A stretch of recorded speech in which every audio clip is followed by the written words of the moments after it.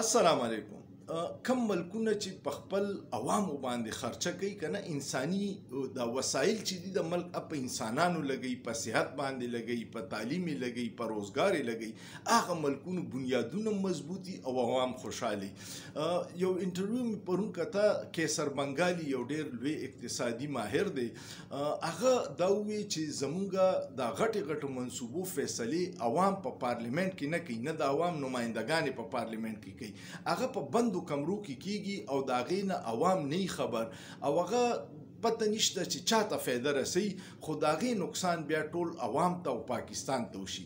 هغه مثال ورکو چې د گوادر پورت چې دی دا غي اګریمنت چې اوس ته وګوري نو هغه کې 91% شیر چین لور کړي او د حکومت پاکستان او د 25 کروڑ عوامو پای کې صرف 9% شیر دي.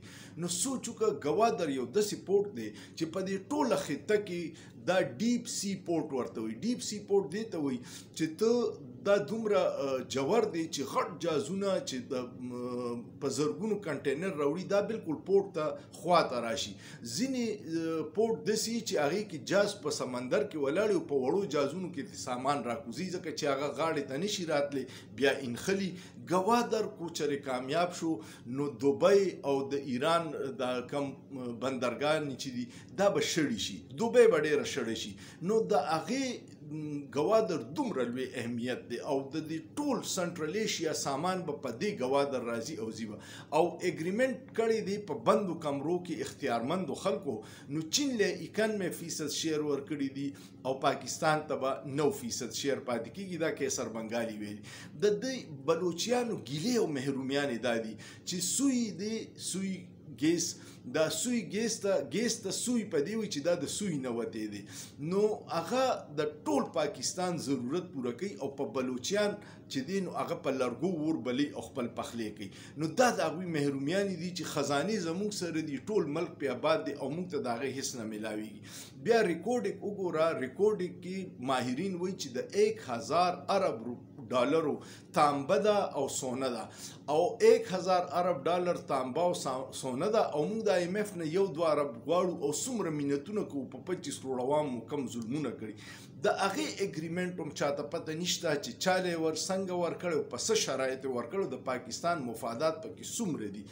دغه محرومیانې دي چې بلوچیان نن سبا په سیاسي عمل باندې یقین نه ساتي او د ټوپک لارې اپناو کړي او سردار اختر منګل غونته سیاسي سړی، د آئین یقین ساتلو سړی، د وفاق یقین ساتلو سړی، هغه د سیاست نه مایوسه شو او هغه دا وویل چې دې وخت کې د لاپته افراد دومره لوی ایشو ده په بلوچستان کې چې ټول سرداران یو طرف تک او یو مارنګ بلوچ جینۍ چې دا کم چې خلک اکټیو کړي او د هغې په جلسو کې څوک ماشومانې، جینکۍ، ښځې شعور یې ورکړی دی چې زمونږ وسایل باندې دی زمونږ اختیاري. دویمه دا چې زمونږ لاپته افراد دی عدالتونو ته پیش کړي. آئین کې آرټیکل 10A دی، ادا ده چې ته څوک هم گرفتار کړي نو په 24 غنټې کې به عدالت ته پیش کړي، خو هغه جرم کړي، غداري کړي، د ملک د مفاداتو خلاف یې څه کړي، ثبوت ورکه او پانسي کا. خو دا چې لاپته شي نو د هغې مور او پلار در په دري. د مارنګ بلوچ پلار چې هغه په 2010 کې لاپته شوي او د هغې ورځ نه پس هغه په سړکونو ده، دې سره دې سبق هم وي، د میډیکل ډاکټره ده، خو خپل جدوجهد یې پرې نه ښودو. نو وسایل د دغه علاقو ډېر دي. پښتونخوا ته وګوره، دا غرونه د وسایلو ډک دي، مالامال دي، بجلي زمونږ ده، دلته لوډ شیډینګ د ټول نه سیوا دی. نو چې کله منصفانه تقسیم د وسایلو نی او په عوامو د هغه وسایلو ثمرات نه میلاویږي نو هلته کې بېچیني پیلاویږي او بېچیني بیا ریاست ته نقصان کوي. نو د خدای دپاره فیصل اساس چې کم یې دې خبرو له توجه ورکړي، د خپل انا د خول نه راوځي.